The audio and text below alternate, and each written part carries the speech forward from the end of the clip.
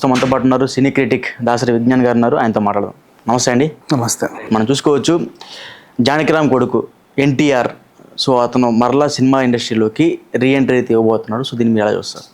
నాకైతే నచ్చింది. ఎందుకు చెప్పనా, తండ్రి లేని పిల్లాడు, కుటుంబం అంతా కలిసి మా పిల్లోడు అని చెప్పేసి ఇంట్రడ్యూస్ చేశారు తెరకి.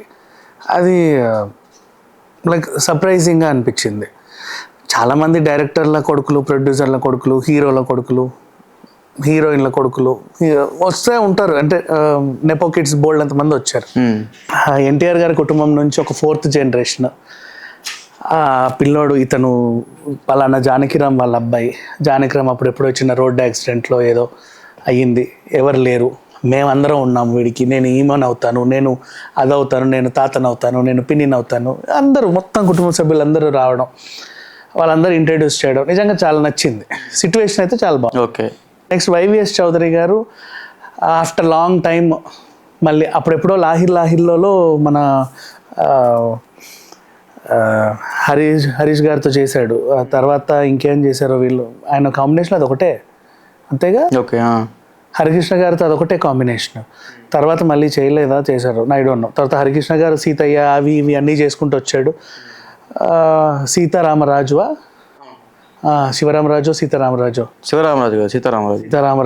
ఇంకేవో కొన్ని సినిమాలు అంతే. ఒక టైగర్ హరిశ్చంద్ర ప్రసాద్ జీ. ఓకే. యాక్చువల్గా ఈ సినిమాకి ఒక ప్రొడ్యూసర్ కాదంట, క్రౌడ్ ఫండింగ్తో ప్రొడ్యూస్ చేస్తుంట. ఇదేంది కొత్తగా మళ్ళీ కొన్ని సినిమాలు ఉంటాయి క్రౌడ్ ఫండింగ్. అది అంటే వైవిఎస్ చౌదరి గారిని నమ్మి నేనేదో చేస్తానని చెప్పేసి క్రౌడ్ ఫండింగ్ సినిమా. ఇప్పుడు మను అంతే క్రౌడ్ ఫండింగ్. ఇది గామి కూడా crowd funding. Okay. Something different. తప్పే 10 మంది భాగస్వాములు అవుతున్నారు.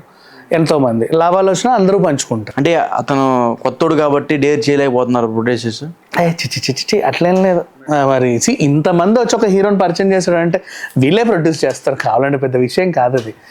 బట్ అదొక కొత్త పరిణామం. వైవిఎస్ అలా అనుకున్నాడు క్రౌడ్ ఫండింగ్తో చేయాలి. వాళ్ళ వైఫే ప్రొడ్యూస్ అంటుంది. అంటే ఏమనుకున్నాడంటే చాలా మందిని ఇన్వాల్వ్ చేసామనుకో, ఒకవేళ లాభాలు వస్తే చాలా మందికి పంచినట్టు ఉంటుంది. నష్టం వచ్చినా ఒకడు భారీగా నష్టపోకుండా చాలా మందికి కొంచెం ఏదో ఉండిలేని నష్టం వస్తుంది.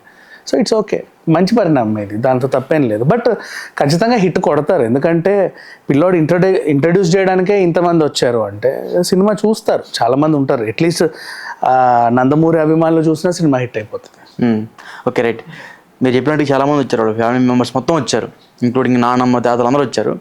బట్ ఎన్టీఆర్ ఎందుకు రాలేదు అనే ఒక పెద్ద క్వశ్చన్ ఇది అందరికీ ఉంది. అందరికీ ఆ క్వశ్చన్ రాకూడదు బేసిక్గా చెప్పాలి అంటే. ఎందుకంటే అదే టైంలో లండన్లో కనిపించాడుగా, అది వదిలేసుకొని రావాలా? RRRకి అక్కడ ఒక అరుదైన గౌరవం. రాజమౌళి గారు, అలాగే రామ్ చరణ్, అలాగే ఎన్టీఆర్ అక్కడికి వెళ్ళారు. సేమ్ టైం ప్యారలల్గా ఇక్కడ ఇది జరిగింది. ఈ కాంట్ కదా, ఒకే మనిషి అక్కడ ఇక్కడ సగం ఉండలేడు కదా, దేశం కాని దేశం, మళ్ళీ అందుకు రాలేదు. కనీసం ఒక చిన్న వీడియో రిలీజ్ చేసినా బాగుండేది కదా. ఒక్క నిమిషం, 1 సెకండ్. ఇవాళ రేపు విషెస్ ఎలా ఉన్నాయంటే బహిరంగంగా ప్రకటిస్తేనే విష్ చేసినట్టు, లేకపోతే కానట్టు ఉంటుంది.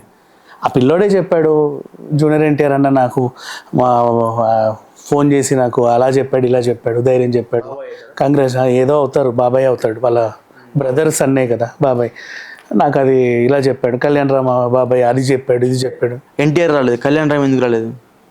ఎన్టీఆర్ రాలేదు, ఓకే మీరు చెప్పినట్టు లండన్లో ఉన్నారు అది. బట్ నందమూరి కళ్యాణ్ రామ్ ఎందుకు రాలేదు? ఆ రోజు కళ్యాణ్ రామ్ అక్కడికి వస్తే ఇంకో చోట ఒక పెద్ద విధ్వంసం జరుగుద్ది. ఆయన నమ్ముకొని బింబిసార పార్ట్ 2 సినిమా షూట్ అవుతుంది. పెద్ద కాంబినేషన్, ఓకేనా? ఆ కాంబినేషన్ వదిలేసి ఆయన ఫంక్షన్కి అటెండ్ అయ్యాడు అనుకో, 10 minutes వచ్చి అట్లా లొకేషన్కి వచ్చినట్టు మనకు అనుకోవడానికి 10 నిమిషాలు బాగానే ఉంటుంది. ఆ లొకేషన్కి ఈ లొకేషన్కి ఎంతో తేడా ఉంటుంది. వాళ్ళు అక్కడ నుంచి వచ్చి మళ్ళీ అటు వెళ్ళి ఆ షూట్ అటెండ్ చేయలేరు. ఆ కాంబినేషన్ ఆ రోజు పోతే మళ్ళీ సెట్ అవ్వడానికి కష్టం ఒక నిర్మాతకి. ఇంతమంది వచ్చారు, కేవలం వాళ్ళిద్దరు ఎందుకు రాలేదంట? 1 సెకండ్. ఇప్పుడు బాలకృష్ణ గారు రాలేదు, అవునా? వైఫ్ వచ్చారు కదా. విషయం ఏంటంటే ఇప్పుడు మన ఇంట్లో ఒకే ముహూర్తానికి 3 పెళ్లికార్డులు వస్తాయి. అన్నయ్య ఒక దగ్గరికి వెళ్తాడు, తమ్ముడు దగ్గరికి వెళ్తాడు, అమ్మ నాన్న ఒక దగ్గరికి వెళ్తారు, అంతేనా? వాళ్ళు అడుగుతారు అన్నయ్య రాలేదా అంటే అక్కడికి వెళ్ళారండి, తమ్ముడు రాలేదు ఇక్కడికి వెళ్ళారండి, అమ్మ నాన్న రాలేదా అక్కడికి వెళ్ళారండి. Because at a time 3 cover చేయాలి. మన ఇంట్లో మనం అడ్జస్ట్ అవుతున్నప్పుడు సెలబ్రిటీస్ ఇళ్ళలో వాళ్ళందరూ అక్కడికి రాకపోతే మనం ఎందుకు అడ్జస్ట్ అవ్వలేకపోతున్నాం? సేమ్ టైంకి వాళ్ళకి సంబంధికులు అందరూ ఉన్నారు, అందరూ వాళ్ళ కుటుంబ సభ్యులే కదా. మరి మన వాళ్ళు ఉన్నారు, ఇంకేంటి ప్రాబ్లం ఏంటి పిల్లోడికి ధైర్యంగా మనం వెళ్తే ఎంత వెళ్ళకపోతే ఎంత, మనకు వేరే పనులు కూడా ఉన్నాయి కదా. ఆ ఎన్టీఆర్ని తొక్కేసి ఎన్టీఆర్ని లేపుదాం అనుకుంటున్నారా? ఏ ఎన్టీఆర్ని తొక్కాలి, ఏ ఎన్టీఆర్ని లేపాలి? బయట టాక్. ఒకరు తొక్కినంత మాత్రం ఇంకొకరు తొక్కివేయబడతారా చెప్పు? తొక్కువేయబడరా ఇండస్ట్రీలో? ఎలా తొక్కుతారు? తొక్కువేయబడలేదా? పడరా కూడా? జూనియర్ ఎన్టీఆర్ అంటూ ఒక ఆయన వచ్చాడు, ఇప్పుడు కూడా ఎప్పుడో ఇన్ని సినిమాలు చేశాడు, ఒక స్టార్డమ్ తెచ్చుకున్నాడు. ఉదయకరణ్ కూడా ఎన్నో సినిమాలు చేశాడు, ఒక స్టార్డమ్ తెచ్చుకున్నారు. తొక్కేవాళ్ళేదా? దానికి ఉదయ్ కిరణ్కి ఎన్టీఆర్ సంబంధమే. ఇండస్ట్రీలో తొక్కేయరా అంటున్నా. ఉదయ్ కిరణ్కి వరుస ఫ్లాపులు వచ్చిన తర్వాత అబ్బాయికి ఏదో అయింది. ఆయన హిట్లో సూపర్ హిట్లో ఉన్నప్పుడు ఆ ఇన్సిడెంట్ జరగల, వరుస ఫ్లాపులు. ఒక లాస్ట్లో అవునన్నా కాదన్నా, నెక్స్ట్ మళ్ళీ అదేదో పాటలు బాగుంటాయి, అదేదో సినిమా మర్చిపోయా, ఆ రెండు, అది కూడా కొంచెం ఏదో ఉండిలేనట్టు, కీరవాణి మ్యూజిక్ ఉంటుంది దానికి. అడే అంతే తప్పితే ఏం లేవు తనకి కెరీర్లో. వరుస ఫ్లాపులు చాలా రోజుల తర్వాత. సేమ్ ఇప్పుడు నితిన్ వరుస ఫ్లాపుల తర్వాత ఇప్పుడు మళ్ళీ ఎలా ఉన్నాడు, ఏమేమి ఉదయ్ కిరణ్ కూడా ఉన్నట్టు ఈ పాటికి ఇంకోటి అయ్యేవాడేమో తెలియదు. అదేదో అయిపోయింది అంతే, దానికి దీనికి సంబంధం లేదు. బట్ అసలు అంటే ఇప్పుడు ఏంటి ఎన్టీఆర్ని ఎవడని తొక్కేయాలా ఏంటి? అంటే వాళ్ళ ఫ్యామిలీ మొత్తం కూడా అతను దూరం పెట్టేసి ఇతన్ని లేపారు. ఎవరిని దూరం పెట్టలేదు, ఫ్యామిలీ అంత వాళ్ళ ఫ్యామిలీ అంత ఉంటుంది. అందరూ ఓ చోటికి రావాలంటే చాలా కష్టమే ప్రతి దగ్గర. ఎవరి అంటే అండ్ వాళ్ళు నిర్వర్తించే కార్యక్రమాలు కూడా బోల్డ్ ఉంటాయి. ఇప్పుడు బాలయ్య గారు ఉన్నారు, అటు సినిమాలు, లేకపోతే బసవతారకం, లేకపోతే పాలిటిక్స్. ఇంకొకరు ఉంటారు, వాళ్ళకి 100. ఎన్టీఆర్ ఉన్నాడు, ఇటు సినిమాలు లేకపోతే అది. కళ్యాణ్ రావు ఉన్నాడు, అటు ప్రొడక్షన్, ఇటు ఇంకోవైపు నటన. బోల్డ్ అని ఉంటాయి ప్రతి ఒక్కరికి అలా. ఓకే, అసలు సినిమా ఎలా ఉండబోతుంది? కొత్త హీరోయిన్ కూడా తెలుగు అమ్మాయి ఇంట్రడ్యూస్ అయిపోతున్నారు. సో అమ్మాయి యాక్టింగ్ అని, లేకపోతే అమ్మాయి కొంచెం కూచిపూడి డ్యాన్స్ అవన్నీ చెప్తున్నారు. సో ఈ కాంబినేషన్ ఓకే అంటారా? కాంబినేషన్ ఓకే అంటే వైవిఎస్ చౌదరి ఎప్పటికీ మంచి సినిమాలు తీస్తాడు, నాకు కూడా చాలా ఇష్టమైన డైరెక్టర్. ఫ్యామిలీని ఎంటర్టైన్ చేసే మంచి డైరెక్టర్, తెలుగుదనానికి ఫుల్ ఇంపార్టెన్స్ ఇస్తాడు. అందుకే అప్పట్లో బొమ్మరిల్లు బ్యానర్ మీద వచ్చేది. బొమ్మరిల్లు ఎంత అందంగా ఉంటుంది ఆ పేరు వినడానికి కూడా. టైటిల్స్ కూడా లాహిర్ లాహిర్ లాహిర్లో. అదొక్కటి రామ్ చరణ్ అంటున్నా, సాయిధరం తేజతో ఒక సినిమా అది ఎందుకో పోయింది, కానీ మిగతాదంతా ఓకే. వైవిఎస్ సినిమాలు బాగుంటాయి, అట్లే ఉండదు. ఓకే, సో అదే ఈ అమ్మాయి కొత్త అమ్మాయి కదా, ఏమన్నా ఉంటుందా లేకపోతే అట్లా చూడాలి వాళ్ళ పర్ఫార్మెన్స్. మనకి ట్రైలరో టీజరో ఏదో ఒకటి గ్లిమ్స్ వచ్చినప్పుడు. అబ్బాయి లుక్ ఎలా ఉంది? పిల్లోడు బాగానే ఉన్నాడు, ఏమైంది, మెయింటైన్ చేసుకుంటున్నాడు. He will do. అండ్ ఒకసారి యాక్టింగ్ కొంచెం కొత్తలో అందరూ ఒకలానే ఉంటారు, 1-2 సినిమాలు పడితే ఎక్కడికో వెళ్ళిపోతారు. మనకు ఇప్పుడు అందరు స్టార్ హీరోల కొత్తలో వాళ్ళ ఫేసెస్ చూడు. ఇప్పుడు నిన్ను చూడాలని మన junior NTR first cinema, Ramoji Rao producer, introduce అదే. ఆ హీరోయిన్ కూడా ఎవరో రవీనా రాజ్పుత్. వీళ్ళిద్దరు ఈ కాంబినేషన్ చూడు, అప్పట్లో చూడు ఎలా ఉంటారు. ఉదయ్ కిరణ్ ఫస్ట్ సినిమా చిత్రంలో ఎలా ఉంటాడో చూడు. అండ్ బన్నీ గంగోత్రిలో ఎలా ఉంటాడు, రామ్ చరణ్ చిరుతలో ఎలా ఉన్నాడు. తర్వాత వాళ్ళు మనకి అలవాటైపోయి రకరకాలుగా మారుతూ ఉంటారు. ఇతనిలో కూడా ఉంటుంది. అండ్ ఫస్ట్ సినిమా కూడా ఈ అబ్బాయి చాలా బాగానే ఉన్నాడు, అంటే మాట్లాడడం కూడా చాలా బాగా మాట్లాడుతున్నాడు. డైలాగ్ డెలివరీ చాలా బాగుంది. వైవిఎస్ ట్రైనింగ్ ఇచ్చుకున్నాడు దించే ముందే, ఇంకే ఎదుగుతాడు. సో అదే ఇండస్ట్రీలో కొత్త హీరో అప్కమింగ్ వాళ్ళు చాలా బాగా మాట్లాడుతున్నారు. ఇతను కూడా క్లిక్ అవుతారంటారా? 100% అవుతాడు.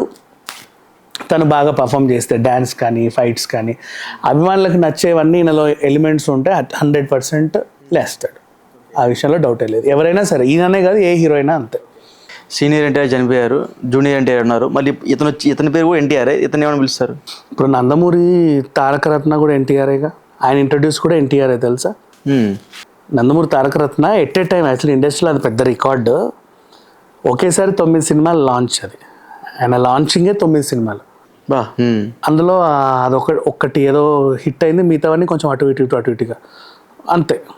తర్వాత కొన్ని అసలు షూట్ కూడా అవ్వాలా. బట్ 9 ఒకేసారి, అదొక సంచలనం చెప్పాలి. ఆయన కూడా ఎన్టీఆర్ అనే వచ్చేది, కూడా ఎన్టీఆర్ఏ. ఎన్టీఆర్ పేరు ఎంతమందికైనా పెట్టుకోవచ్చు. ఇప్పుడు వీళ్ళ కుటుంబ సభ్యులే కాదు, నీకు విషయం తెలుసా, బయట కూడా చాలామందికి ఎన్టీఆర్ పేర్లు ఉన్నాయి. అంతేందుకు కేసీఆర్ కొడుకు కూడా కేటీఆర్ కూడా తారక రామ అని ఆయన పేరే పెట్టుకున్నాడు. మరి బోల్డంత మంది పెట్టుకుంటారు బయట పేర్లు. ఎన్టీఆర్ గారి పేరు కాకపోతే ఆ పేరుని అదే స్థాయిలో నిలబెట్టగలిగాలి. ఇప్పుడు ఎన్టీఆర్ గారి పేరుని జూనియర్ ఎన్టీఆర్ ఆల్మోస్ట్ బాగా నిలబెట్టాడు. ఇప్పుడు నెక్స్ట్ జనరేషన్ ఇంకో అబ్బాయి వచ్చాడు, తను కూడా నిలబెడతాడు. అంటే ఫ్యాన్స్ కన్ఫ్యూజ్ గారా? ఏ ఫ్యాన్స్ కన్ఫ్యూజ్. ఇప్పుడు ఆయన్ని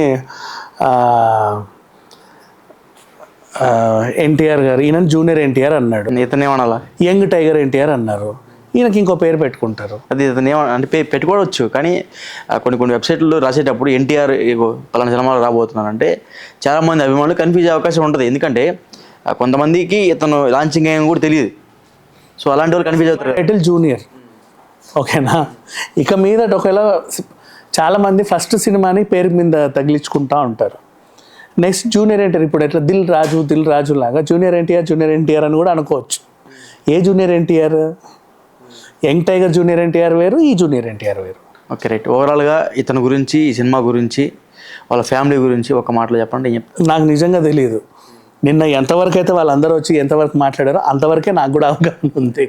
అంతకు మించి వెనకాల నాకు తెలియదు, నేను తెలుసుకోవాలని కూడా అనుకోవట్లే. Okay right. ఒక మాటలో చెప్పండి, ఏం చెప్తాను అంటున్నా. నాకైతే నచ్చింది, అదే చెప్పా కదా. అందరు కలిసి కూర్చొని ఒక పిల్లోని ఇంట్రడ్యూస్ చేయడం అనేది రేర్ సిచ్యువేషన్. బాగుంది. ఒక అబ్బాయికి ధోతి ఫంక్షన్ చేసినట్టు ఉంది, సింపుల్గా చెప్పాలి అంటే. బాగుంది. Okay right. థ్యాంక్ యూ అండి.